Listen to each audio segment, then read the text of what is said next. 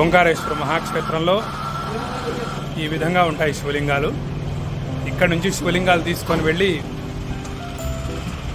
ప్రతిష్ఠ చేయాలి. చాలా విశేషం అన్నమాట. ఇదిగోండి ఎంత అద్భుతమైన శివలింగాలు.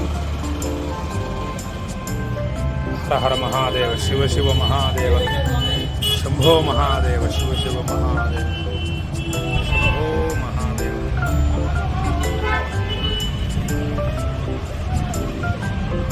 హర హర్ నర్మదే, హర హర్ నర్మదే. నర్మదా నది అంత గొప్పది చూడండి. ఇవన్నీ కూడా నర్మదా నదిలో దొరికేటటువంటి శివలింగాలే.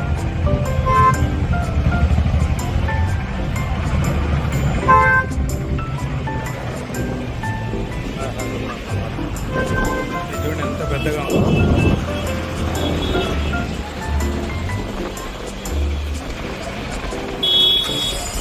ఇవన్నీ నర్మదా బాణాలు అంటారు వీటిని. ఆహా, ఎంత అద్భుతంగా ఆనందంగా ఉందో. హర హర మహాదేవ.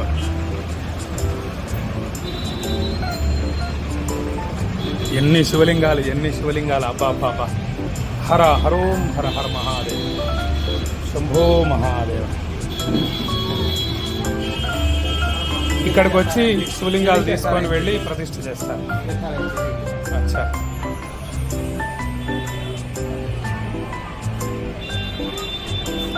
కాశీకి కూడా ఇక్కడ నుంచే తీసుకొని వెళ్ళి శివలింగ ప్రతిష్ఠ చేస్తారు.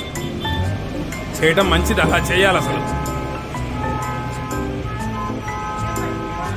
ఒక్కసారి ఈ శివలింగాన్ని తీసుకొని నర్మదా నదిలో ముంచి తీసుకొని వెళ్ళి ప్రతిష్ఠ చేయాలి. దానికి ఇంకా చాలా కార్యక్రమం ఉంటుంది. ధాన్యాధివాసం, పుష్పాధివాసం, జలాధివాసం, శయ్యాధివాసం, ఇలా అధివాసాలు ఉంటాయి. అలా ప్రతిష్ఠ చేయాలి. ఇదిగోండి ఈ శివలింగం ఎంత బాగుందో చూడండి. హర హర హర హర మహాదేవ. అద్భుతంగా ఉంది.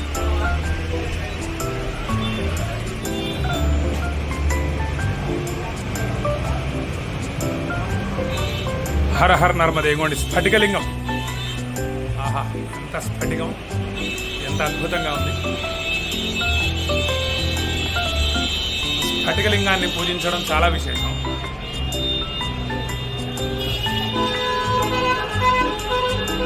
స్ఫటికలింగాన్ని పూజిస్తే మనశ్శాంతి కలుగుతుంది.